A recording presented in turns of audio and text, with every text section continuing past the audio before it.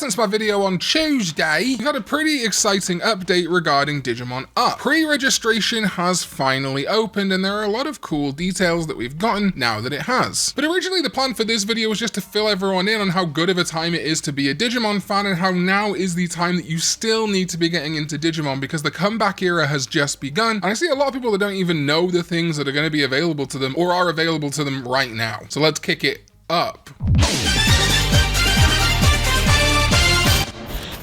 What is up, digital companions? My name is Karn EX, and welcome back to a new hype video I love Digimon so much. It's kind of wild that the other franchise that I love really hard that I don't talk about in these videos, Kingdom Hearts, is like basically dead right now and Digimon is thriving. Never thought I'd see this timeline. So let's begin, of course, with the Digimon Up-Date, the Digimon Up-Date, because they opened pre-registration for the game on the Apple App Store and the Google Play Store. And as talked about at DigimonCon, Gekomon is going to be a pre-registration bonus. However, it's not as simple as just pre-registering. They're doing another kind of like follower goal, or in this instance, a pre-registration goal. At 10,000 pre-registrations, we're going to get 150 skill card summon tickets. At 30,000, we're going to get 150 supporter summon tickets. At 50,000, we're going to each get 1,000 Digi Emeralds, which I assume are the gacha pool currency. I don't know. And then at 100,000 pre-registrations, we will all get Gekomon. So I am urging you, if you can, I'll talk about that in a second. The links are in the description down below to the Apple App Store and the Google Play Store. I confirmed that it is available in America and the UK. Let's get to 100,000 pre-registrations for this game, just because I'd love to have a Gekomon instead of the same old adventure partners. Even though I love adventure, I'm much more excited to get Gekomon. But yes, the bad news here does seem to be that in Brazil, the game is not available for pre-registration, even though the website does seem to have Brazilian Portuguese language options. I've seen some people saying this might be due to the fact that Brazil has outlawed gacha, or has some things in place that mean gacha is more heavily restricted. My Brazilian followers will of course be able to clarify in the comments on that. It's a massive shame, but if it is a country's laws making it a problem, that's something that Bandai can't do a ton about. If it's not, then yeah, they really should sort that out. I would recommend, obviously, not sponsored by a VPN, unfortunately, it would have been a good time, to get yourself maybe a VPN and try and make an account on Apple or Google in a country like the US. I mean, yes, they probably won't support your language, but you can at least give it a go, you know? Like, we're used to not having Digimon products support our languages with VPET largely in Japanese or half and half English and Japanese. It sucks that you have to do any kind of workaround to get this game, but that is your option right now. You may also be able to get an APK when it drops, I don't know. But besides the pre-registration Gekomon information, we did actually get a little bit more thanks to the App Store listings. First of all, if we go over to the Google Play version, of course we get this nice Agumon icon, and we get some pictures which really show what you can expect from Digimon Up a little bit better. This is actual gameplay, admittedly only pictures. So the first thing we have is a Zubamon, a Metal Koromon or a Choromon, and a Haguramon assisting Metal Greymon against Pico Devimon 1. I'm wondering whether that's going to get translated in time for release or not, because of course in the English media Digimon, Pico Devimon is called Demi Devimon. This to me seems to be an offline battle in some kind of story mode. Looks to be like a city in the background, maybe Tokyo. And we can see here that we do have cards up to 5, and I assume they work kind of like Digimodify for these battles. Haven't seen gameplay of the battles yet, so we don't know if it's an auto battle or if you have any input besides the cards, but we'll see. It also says here no entry fee will be deducted if you give up, however you will not receive any dungeon rewards. So that seems to be another kind of resource that they're going to do, having an entry fee to do battles. That's interesting, especially offline. You can also see that there appears to be a tamer at the top here, a very generic looking tamer, blue hair, white or grey t-shirt and blue shorts. But in the next screen we see a matchup for what seems to be an online battle in the battle terminal. A matchup is in progress, you can see the results 5 seconds after the start. So that to me seems like it's going to be almost Digimon VPET style battles where it is automated, but you can use your cards to help determine things. But much like how on VPET you can just watch the battles play out, but you can also just press like the cancel button and just see the result immediately. I imagine that's sort of what's going to happen here as long as both players agree to skip. But again, we have this tamer character, and it's a mirror match between these two tamers, which to me indicates that perhaps we are going to have character customization, because it would kind of be pointless to show the tamer if they couldn't eventually be unique. But this is just kind of the default model for the tamer, as it were. We also see here that we actually get more support Digimon than shown on Terriermon Assistant Lab, as we have War Greymon and Metal Garurumon facing off, supported by Digitamamon, Gotsumon, Yakimon, Frigimon, and Meramon on the left, and Numemon, Insekimon, I think, Jagamon, Monzemon, and Blue Meramon on the right. Plus again, a full set of Hyper Colosseum cards at the bottom there. Then we get to see the training, and I think this is why the game has been designated as an RPG. The role-playing element is when you train your Digimon, it appears there's something of a skill tree, and this is probably what replaces the VPET style branching evolution, though again we haven't had direct confirmation that there's no branching evolution in this game. But looking at the training here, instead of training towards a different Digivolution, it looks like you're training towards special skills. So this 2-1 here, 10 out of 10, gives you more health, increased attack or special moves or something on these Agumon claws, and then I'm struggling to tell what the other ones are, but they seem to be related to evolution stage or something like that. Similarly, we have this with Gabumon doing the same thing, training towards these skills or things to unlock in the leveling up tree. Then we got the shot that we saw at Terriermon Assistant Lab already of the Digi-Eggs, in this case choosing the partner Agumon, and that's all she wrote on the Google Play Store. However, if we move over to the Apple App Store, well, they have the same screenshots but in lower quality for some reason. Confirmation that the game will work on iPhone and iPad. And actually, while I'm here, I do want to say this, the game does appear to be vertical only, which is going to be an interesting one to stream. I'll work that one out, but it doesn't look like there is a horizontal option for this game, unlike say Digimon Alysion. But what I wanted to note here is that underneath the title of a Digimon Up and its genre of role-playing, it says expected July 28th, 2026, and well, I'll let Pascan take it away. Personally, my bet is this coming out sometime in the summer. I mean, the fact that it's quite tied to the anime with the whole Digivices thing, it would make sense if this came out on August 1st, Odaiba Day. Time Stranger releases on the Switch and Switch 2 on July 10th. That could honestly be a pretty good time to release Digimon Up. I saw some people saying it would like split the player base, but fully disagree.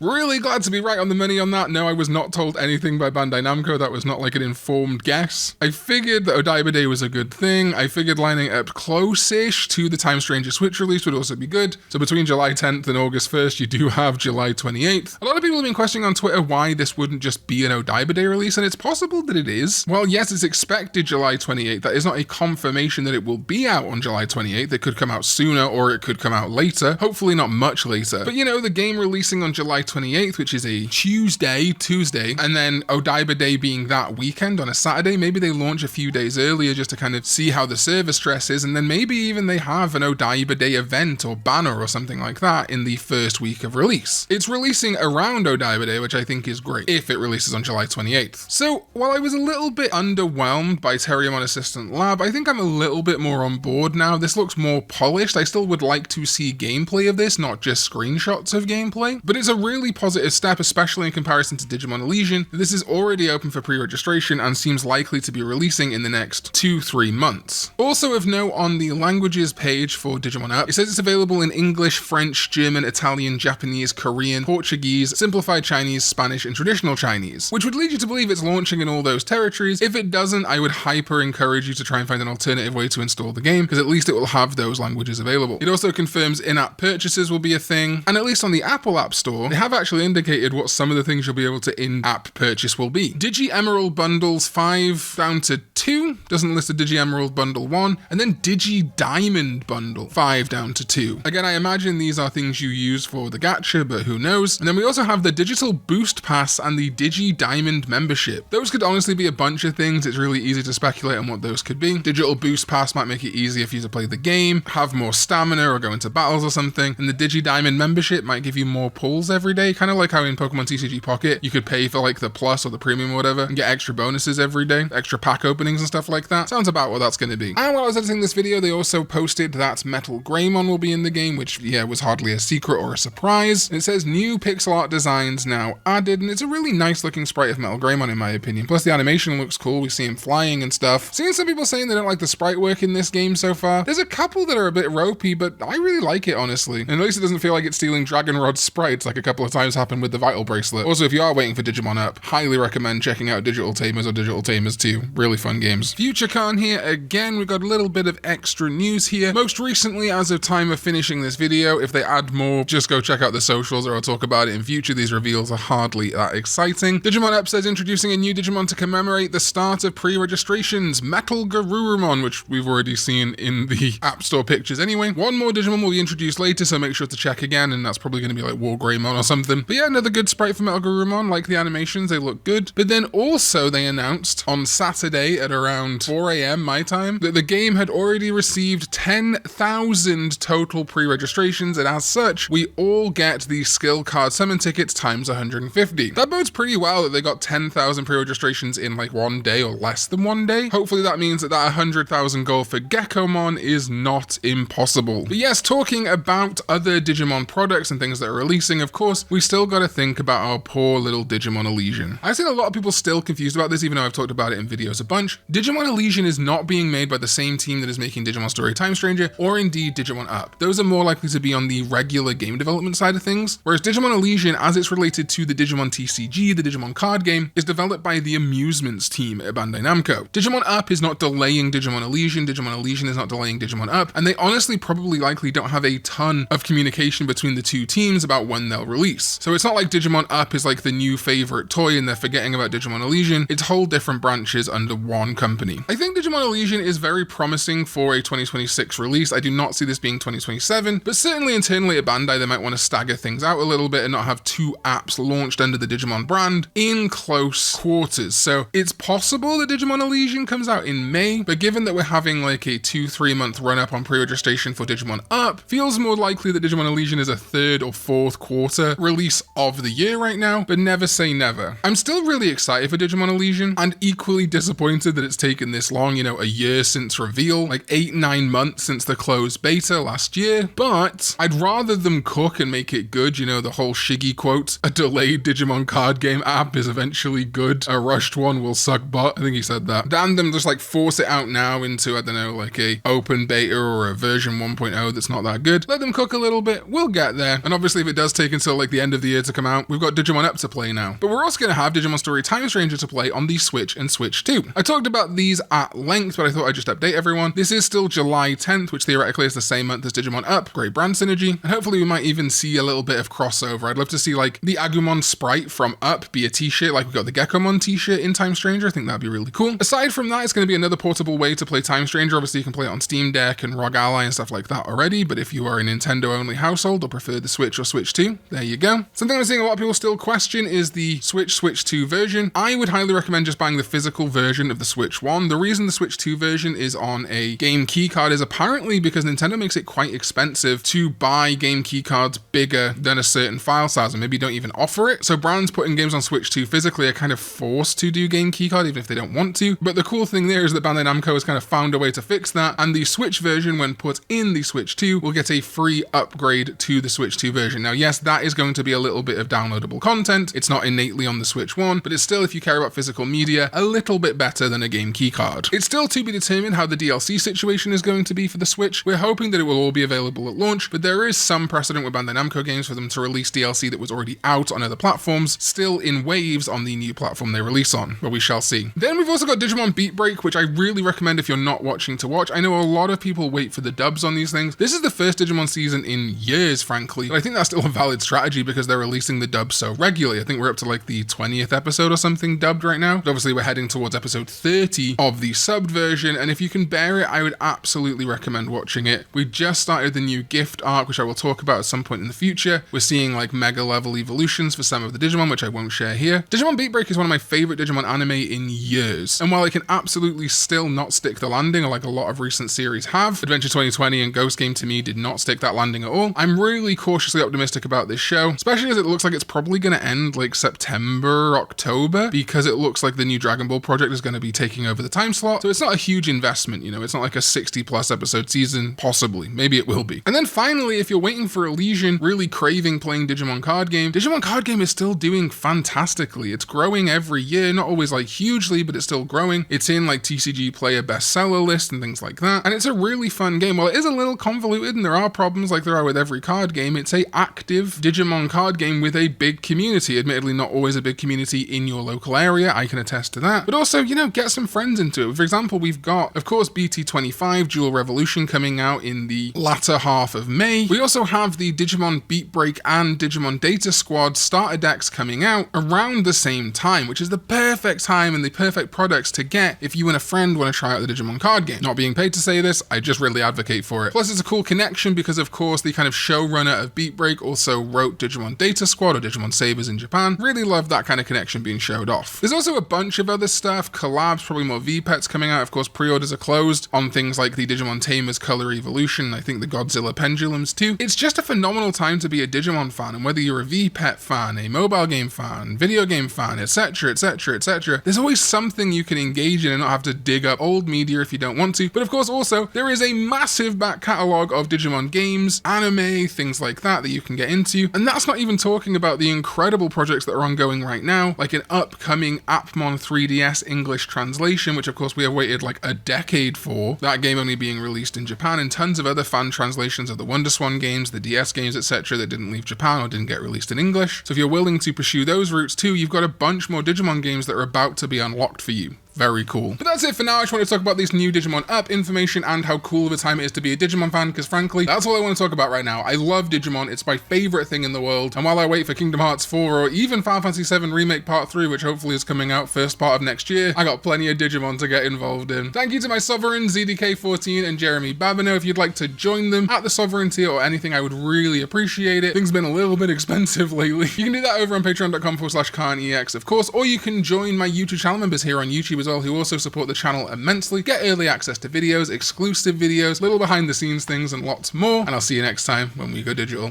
Bye bye.